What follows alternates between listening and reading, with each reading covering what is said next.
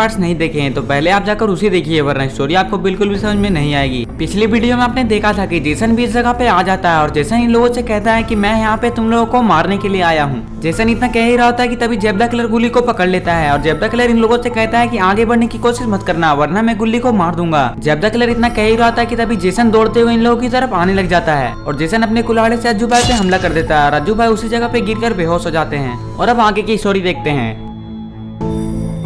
और फिर जेसन इन लोगों से कहता है कि मैंने अज्जू भाई को तो मार दिया है, अब मैं तुम लोगों को एक एक करके मारूंगा।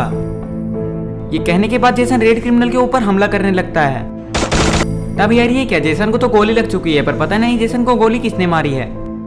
जेसन के एक पैर में गोली लग चुकी है और जेसन नीचे गिरकर बेहोश हो चुका है। अब शायद जेसन काफी देर तक नहीं उठने वाला है। अरे ये क्या, यहाँ पे तो कोई आ चुका है पर पता नहीं यहाँ पे कौन आया है। अरे ये क्या, ये तो अमित भाई है। अमित भाई ने जेसन को गोली मारी है और ये अमित भाई के साथ में कौन आया है और आप लोग हमें कमेंट करके ये बताएं कि अमित भाई के बगल में कौन बैठा हुआ है।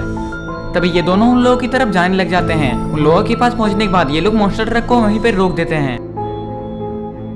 ये लोग अमित भाई को देख ही रहे होते हैं कि तभी जेब द किलर इन लोगों से कहता है कि तुम लोग आगे बढ़ने की कोशिश मत करना और अगर तुम लोग आगे आओगे तो मैं गुल्ली को मार दूंगा, इसलिए चुपचाप अपने अपने जगह पे खड़े रहो और ज्यादा होशियारी करने की कोशिश मत करना। तुम लोगों में से कोई कॉल करके एक जल्दी से यहाँ पे हेलीकॉप्टर बुलवाओ और अगर तुम लोग हेलीकॉप्टर नहीं मंगवाए तो तुम लोग जानते ही हो कि मैं गुल्ली के साथ क्या करूंगा। जेब द किलर की बात सुनते ही राजस्टार कहते हैं कि रुको जेब द किलर, मैं अभी यहाँ पे एक हेलीकॉप्टर बुलवाता हूँ, तुम गुल्ली को कुछ मत करना। इतना बात कहते ही राजस्टार अपना फोन निकालते हैं और हेलीकॉप्टर वाले के पास कॉल लगा देते हैं। तभी एक आदमी कॉल उठाता है। तभी राजस्टार उससे कहते हैं कि जल्दी से मार्स इलेक्ट्रिक में एक हेलीकॉप्टर भेज दो, मुझे जरूरी काम है और हाँ थोड़ा जल्दी भेजना, हम लोगों के पास टाइम नहीं है। तभी वो आदमी कहता है कि ठीक है तुरंत ही भेजते हैं, आपके आसपास में जो भी हेलीकॉप्टर होगा उसे ही हम लोग वहाँ पे भेज देते हैं। और फिर राजस्टार कॉल कट कर देते हैं।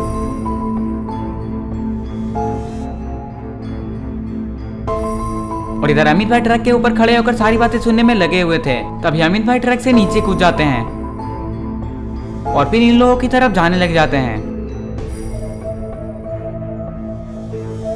और फिर अमित भाई भी इन लोगों के पास आकर खड़े हो जाते हैं और ये लोग हेलीकॉप्टर के आने का इंतजार कर रहे हैं। तब यार ये क्या, अज्जू भाई को तो होश आ चुका है और अज्जू भाई खड़े भी हो चुके हैं। तभी अज्जू भाई अपने सामने अमित भाई को खड़े देखकर अमित भाई से कहते हैं कि अमित भाई आप यहाँ कब आए और क्या आपने ही जेसन को मारा है। अज्जू भाई की बात सुनते ही जेब द किलर अज्जू भाई से कहता है कि इसने ही जेसन को मारा है, पर ज्यादा खुश होने की जरूरत नहीं है, जेसन को जब होश आ जाएगा तो वो तुम लोगों को नहीं छोड़ेगा, वो इसका बदला तुम लोगों से लेकर ही रहेगा।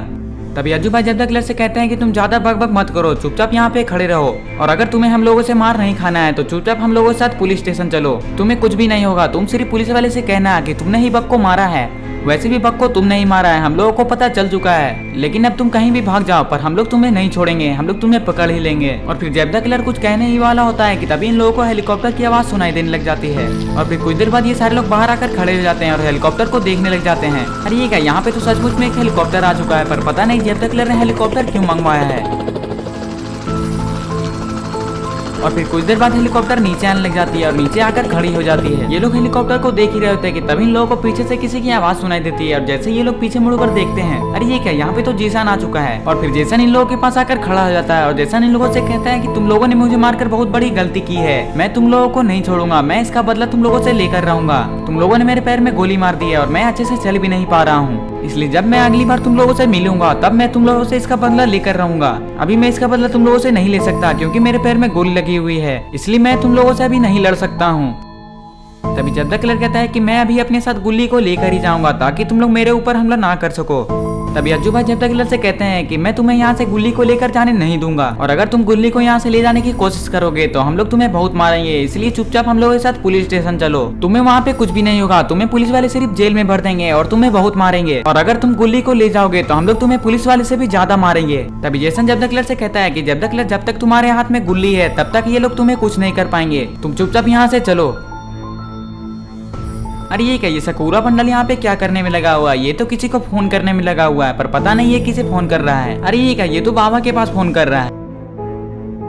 तभी कुछ देर बाद बाबा फोन उठा लेते हैं। तभी सकूरा बंडल बाबा से कहता है कि बाबा जल्दी से आप मार्स इलेक्ट्रिक में आ जाइए, यहाँ पे जेब द किलर ने गुल्ली को पकड़ रखा है और जेब द किलर के हाथ में एक बड़ा सा चाकू है, हम लोग गुल्ली को जेब द किलर के हाथ से नहीं छुड़ा पा रहे हैं और हम लोगों को समझ में नहीं आ रहा है कि हम लोग अब क्या करें, आप ही अब कुछ कर सकते हैं और अगर आप यहाँ पे जल्दी नहीं आए तो शायद जेब द किलर गुल्ली को लेकर हेलीकॉप्टर में बैठकर यहाँ से चला जाएगा, इसलिए आप जल्दी से यहाँ पे आ जाइए। सकूरा की बात सुनने के बाद बाबा कहते हैं कि मैं भी वहाँ पे पहुँच रहा हूँ, तुम तब तक जेब द किलर को रोके रखो, जेब द किलर को वहाँ से जाने मत देना। बाबा इतना कहते ही कॉल कट कर देते हैं। और इधर जैब्दा किलर इन लोगों से कहता है कि तुम लोग चुपचाप यहाँ पे खड़े रहो, तुम लोग अब कुछ मत बोलो, अब हम लोग यहाँ से जाने वाले हैं। चलो जेसन हम लोग यहाँ से चलते हैं और हम लोग अपने साथ गुल्ली को लेकर ही जाएंगे।